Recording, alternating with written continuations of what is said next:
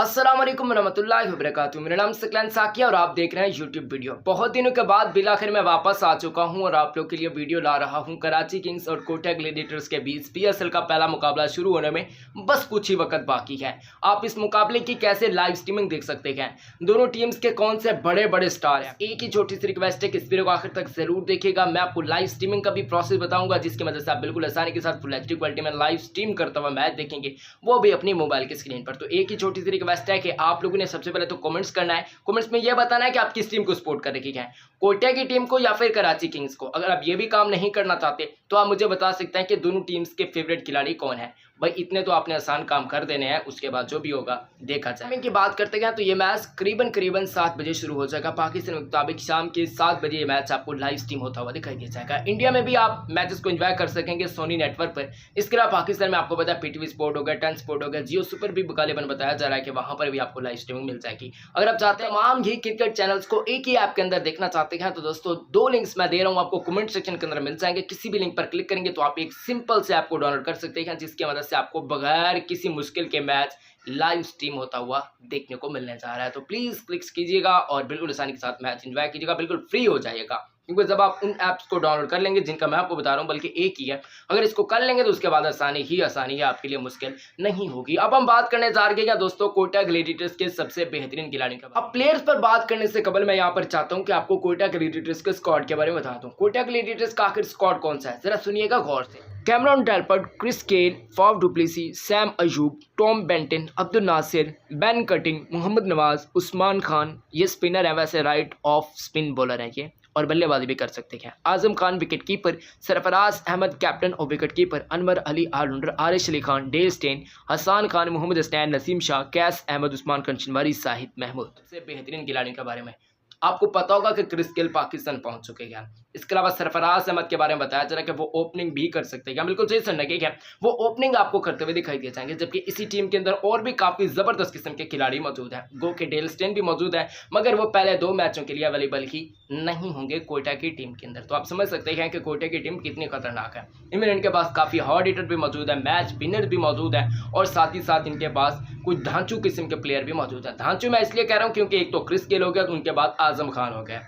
आजम खान मोइन खान साहब के बेटे हैं और कोटा को रिप्रेजेंट करते उन्होंने काफी अच्छी परफॉर्मेंस का मुजाहरा भी किया है। साथ ही साथ उन्होंने अभी लंका प्रीमियर लीग के अंदर काफी अच्छी परफॉर्मेंस का मुजाहरा किया। सिंध की टीम की नुमाइंदगी करते हुए उन्होंने पीएसएल के अंदर धूम मचाई। तो आप समझ सकते हैं कि वो किस कैलिबर के प्लेयर हैं और किस किस्म की वो हिटिंग का मुजाहरा करते हैं। आजम खान पर भी जिम्मेदारी है कि वो अच्छी परफॉर्मेंस का मुजाहरा करें। अभी उन्होंने प्रैक्टिस मैच के अंदर खासी जबरदस्त किस्म की परफॉर्मेंस का मुजाहरा किया है, जिससे आप अंदाजा लगा सकते हैं कि उनकी फॉर्म कैसी है। फिटनेस के बारे में काफी ज्यादा सवाल किए जाते हैं, मगर उन्हें लंका प्रीमियर लीग के अंदर काफी धांचू किस्म के कैचेस भी पकड़े गए।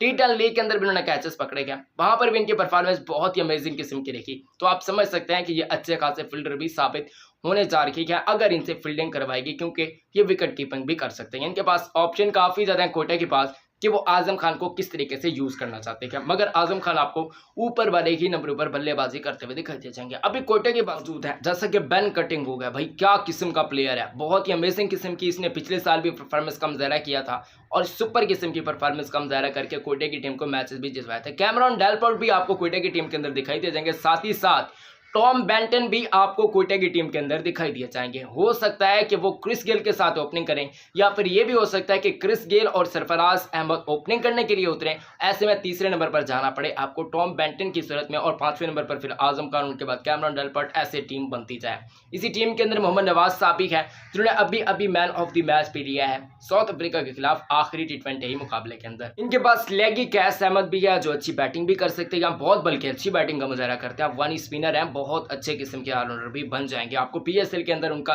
चमकता हुआ सितारा जरूर देखने को मिल जाएगा। उस्मान कंचनवारी को भला कौन बोल सकता है, लाहौर कलंदर के फैंस तो उनको भूल ही नहीं सकते, इवन कराची किंग्स के फैन उनको नहीं बोल सकते। अब नसीम शाह भी है, हसनैन भी मौजूद है इनके स्क्वाड के अंदर। इनका स्क्वाड किसी भी तरीके से कम नहीं है। स्पिनर्स की बात करते हैं तो इनके पास जह महमूद जैसा बहुत ही आला किस्म का लेगी मौजूद है, अभी 3 विकेट किसी से कम नहीं है। मोहम्मद नवाज तो एक है, साथ ही साथ आरिश अली खान, उनके बाद हसान खान, उनके बाद दोस्तों बात करते हैं तो कैस अहमद होगा, जाहिद महमूद हो गए। इनके पास स्पिनर्स भी काफी अच्छे मौजूद है, फास्ट बॉलर भी मौजूद है, बैटिंग भी काफी तगड़ी है। तो आप समझ सकते हैं कि कोटे की टीम कितनी अमेजिंग किस्म की है।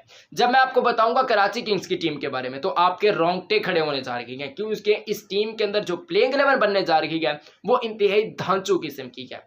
आपका दिल खुश हो जाएगा। इस किस्म की प्लेइंग 11 मतलब दिल आपका खुश हो जाएगा। अभी प्लेइंग 11 कंफर्म तो मैं आपको नहीं बता सकता, बहरहाल स्क्वाड पर थोड़ी सी बातचीत कर लेते हैं दोस्तों। स्क्वाड बड़ा अमेजिंग किस्म का है। कराची किंग्स की टीम की बात करते हैं तो भाई धांचू किस्म के प्लेयर मौजूद है जो ऐसे ऐसे करके मैच को जितवा सकते हैं। तो अगर हम इन सभी प्लेयर्स की बात करते हैं तो इनमें सबसे पहले सरफहरिस्त जो नाम आता है वो हमारे पास आता है जनाब बहुत ही हमारे पाकिस्तानियों के दिलों की जान, पाकिस्तानियों के दिलों की धड़कन, वो भी भाई जो पाकिस्तान के T20 वनडे और टेस्ट के कप्तान है, वो भी इसी टीम के अंदर आपको दिखाई देता है। अगर बात यहीं पर खत्म होती तो फिर मैं बात करता ना, इस टीम के अंदर और भी जबरदस्त किस्म के खिलाड़ी मौजूद हैं, जैसा कि कोलन इंग्रम साहब मौजूद हो गए, इसके अलावा शर्जील खान हो गए, जीशान मलिक हो गए, साथ ही साथ आमिर यामीन हो गए, अब्बास अफरीदी हो गए, डैन क्रिश्चियन हो गए, दानिश अजीज हो गए, इमाद वजीम हो गए, मोहम्मद नबी, चैडविक वॉल्टन हो गए, जो क्लर्क हो गया, इसके अलावा अरशद इकबाल हो गया, मोहम्मद आमिर हो गया, मोहम्मद इलियास हो गया, नूर अहमद हो गया, वकास अहमद। मैं देख रहा हूँ कराची किंग्स की ऐसी टीम है जिसको हराना बहुत ही मुश्किल होगा, किसी चैलेंज से कम नहीं होगा, क्योंकि कराची किंग्स की अगर बी टीम भी खेलती है ना,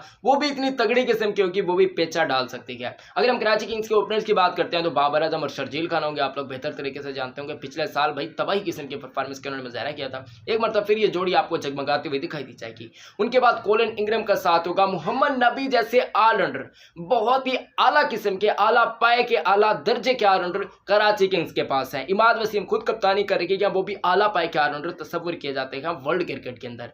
और चैडविक वॉल्टन पिछले साल उन्होंने काफी अच्छी परफॉर्मेंस का मुजाहरा किया था, जिसकी वजह से मोहम्मद रिजवान जैसा विकेट कीपर भी छुपा रहा था, वो आपको विकेट कीपिंग करते हुए दिखाई दे जाएंगे। और हो सकता है कि ऊपर वाले नंबरों पर बैटिंग डैन क्रिश्चियन हो गए, दानिश अजीज जैसा पावर हिटर भी इन्हीं के पास मौजूद है। दानिश अजीज को भी मौका मेरे ख्याल से देना चाहिए और कराची किंग्स की नुमाइंदगी उन्हें करनी भी चाहिए और वो करेंगे भी इंशाल्लाह। जिस तरीके के वो आला दर्जे के ऑलराउंडर है, मुझे यही लगता है कि उनको मौका कराची किंग्स की मैनेजमेंट जरूर देने जा रही है।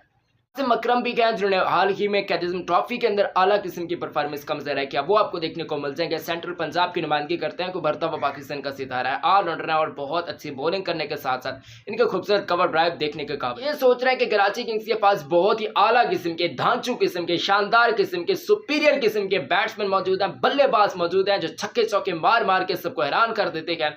तो आपको ये भी सुनकर काफी हैरानी होगी कि कराची किंग्स के पास बहुत ही आला पाए के, आला दर्जे के बॉलर्स भी मौजूद है।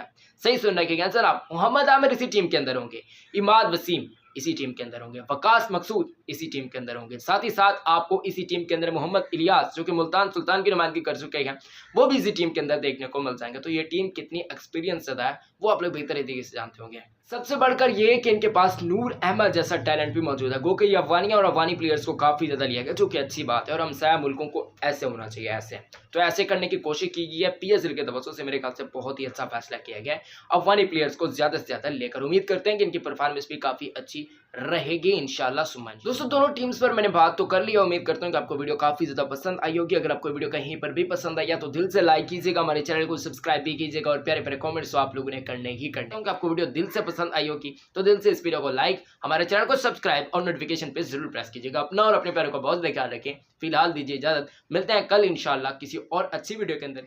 अल्लाह हम सब का हामी हो, नासिर है।